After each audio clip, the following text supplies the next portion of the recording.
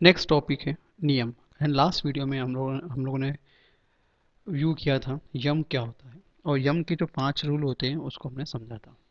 इस वीडियो में हम नियम क्या होता है और नियम के कितने रूल्स है, वो क्या है, हम इस बारे में समझेंगे।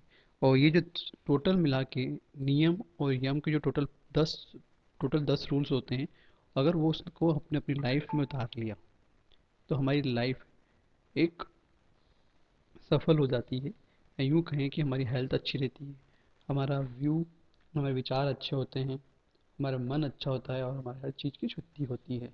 तो ये 10 नियम जो है यम और नियम के मिला के, इसे हमें अपनी ज़िंदगी में उतारना चाहिए। तो नाउ लेट्स स्टार्ट द नियम। नियम होता क्या है और नियम के 5 रूल्स क्या है या 5 नियम क्या है, उसको हम यहाँ पे समझते हैं। नियम साधक को खुद की सेहत और स्फूर्तिलेपन के लिए पालन करने योग्य शर्तें, मतलब यानी नियम। मतलब साधक मतलब हमारी बात हो रही है। साधक की खुद की सेहत मतलब खुद की हेल्थ के लिए, और अपनी बॉडी को स्फूर्त करने के लिए, मतलब ज़्यादा स्फूर्ति आ जाए, पालन करने के योग की कुछ शर्तें हैं, कुछ नियम हैं, उसको उसको पालन करना चाहिए। तो वो नियम क्या है उसे हम समझते हैं। तो सबसे पहला है नियम सोच।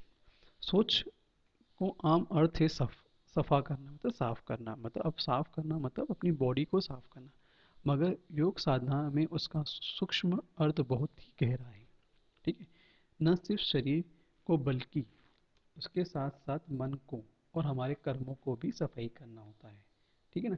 मतलब आप रोज तो रोज ही जाते हैं, मतलब अपनी बॉडी की सफाई तो करते ही करते हैं, पर अगर योग के हिसाब से सोचें तो आपको आपके शरीर के साथ साथ मन की भी सफाई करनी चाहिए और अपने कर्मों की भी सफाई करनी चाहिए। पानी, अग्नि, वायु और आकाश की मदद से शरीर की आंतरिक और बाहरी शुद्धि तो होती ही, मतलब घर मतलब अंदर की और बाहर की शुद्धि तो आप कर लेते हैं इन सब की यूज़ करके, पर बात विचार की आ रही है।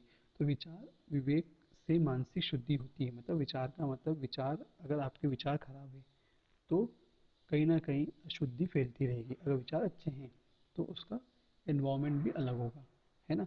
तो विचार जो भी कर रहे हैं उसको आप गहराई से सोचिए कि विचार अच्छे हैं बुरे हैं, मतलब विवेक का यूज़ करके उसका मानसिक शुद्धि कीजिए। ठीक है। और ऐसी शुद्धि साधक को बार बार करनी चाहिए, अपने आपकी, खुद की, मतलब शरीर की ही नहीं, मन की, विचार की, अपने विवेक से करनी चाहिए।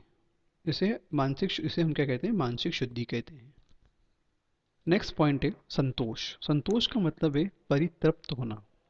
अपने अच्छे से अच्छे प्रयास, मतलब कर्म द्वारा जो फल की प्राप्ति हुई है उसे संतुष्ट होना। मतलब संतोष का मतलब है परितृप्त होना, मतलब जो भी चीज़ आपके पास है उससे संतोष होना। ऐसा नहीं कि किसी चीज़ के पीछे भागते रहना जरूरत से ज़्यादा। ठीक है ना। तो हमें संतुष्टि बनाए रखनी है, भले ही आप अपना कर्म करते रहें।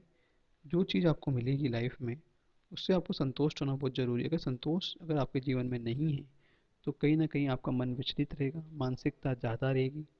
ठीक है। तो उन सब से बचना है तो आपको कहीं ना कहीं संतोष बनाए रखना होगा। अक्सर हम कर्म से पहले ही फल की आशा रखते हैं, जैसे यहाँ लिखा ना कि कर्म तो, आप जो कर्म कर रहे हैं उस कर्म से पहले ही हम क्या चाहते हैं कि उसका फल मिल जाए हमें। तो ऐसा नहीं होता है। हर एक का एक समय होता है, जब तक वो कर्म पकेगा नहीं, जैसा कहा जाता है, तब तक आपको उसका फल मिलेगा नहीं। तो अगर आपको फल नहीं मिलता है और अगर आप निराश हो जाते हो तो आप अपने व्यवहार में चेंजेस ले आओगे, मतलब डिप्रेशन की तरफ चले जाओगे, कहीं गलत काम कर लोगे। इसलिए हमें हर चीज़ के लिए क्या है, संतोष बनाए रखना ज़रूरी है। तो योग साधक को ऐसा नहीं करना चाहिए। मतलब यही बोला, अगर योग साधक है, मतलब अगर योग कर रहा है व्यक्ति और योग साधना करना जानता है या योग साधक है वो व्यक्ति, तो इसे इस तरह से नहीं करना चाहिए। इस तरह से मतलब संतोष रखना चाहिए और असंतोष की तरह असंतोष ही नहीं होना चाहिए उसे। समझ में आया ना, ये होना चाहिए उसका। तप। तप का मतलब है दीर्घ काल तक किया हुआ परिश्रम। तप का मतलब है, मतलब एक लंबे समय तक आप जो तप करते हैं उसके द्वारा जो किया गया हुआ परिश्रम होता है तप। अब तप किसी भी व्यक्ति किसी प्रकार से हो सकता है, ज़रूरी नहीं है कि जैसे फॉर एग्जांपल अपने मम्मी पापा को देख लो, वो भी एक तप ही कर रहे होते हैं हमको बड़ा करने के लिए, पाल पोस के बड़ा करके। उनसे हमारी कई इच्छाएं होती हैं कि भैया हमारा व्यक्ति, हमारा बेटा, ये हमारा बेटी है, इस तरह से कुछ बने। ठीक है ना, ये भी उनका एक तप है। तो ये लंबे समय का है, एक लॉन्ग टर्म गेम है ये, जिसे आपको करना पड़ता है।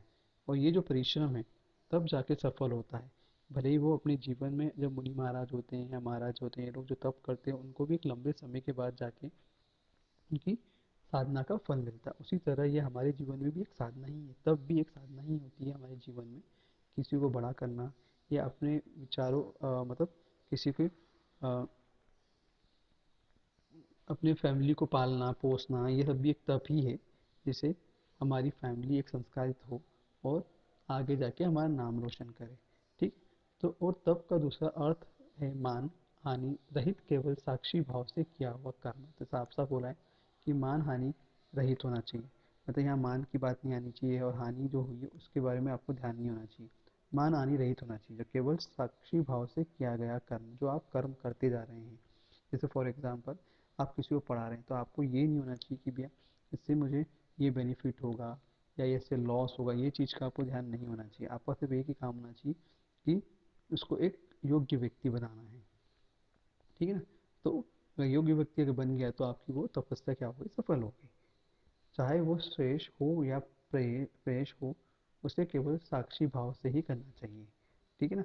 तो हमें हमारा काम क्या होना चाहिए, हानि मान हानि या फिर लाभ या फिर हानि के ध्यान ना देते हुए, प्रॉफिट एंड लॉस की तरफ ध्यान ना देते हुए हमें रहना चाहिए, अपना कर्म करते रहना चाहिए। एक लॉन्ग टर्म अगर आप कर्म करते रहेंगे तो कहीं ना कहीं आपको उसकी तपस्या का फल जरूर मिलेगा। अब बात आती है स्वाध्याय की।